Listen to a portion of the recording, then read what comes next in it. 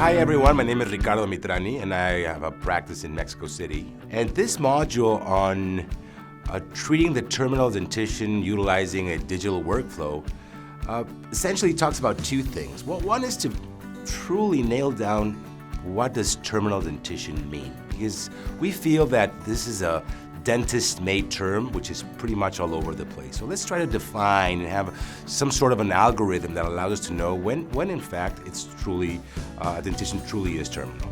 And secondly, the other part of the module is walking the study club through the thought process of doing things either analogically or digitally. So this is going to work as an introduction to the digital workflow in which we're able, to scan the patient and design the prostheses in a digital world. So I'm hoping that your study club will enjoy this, and hopefully by watching it, there's going to be some interesting discussion among you guys.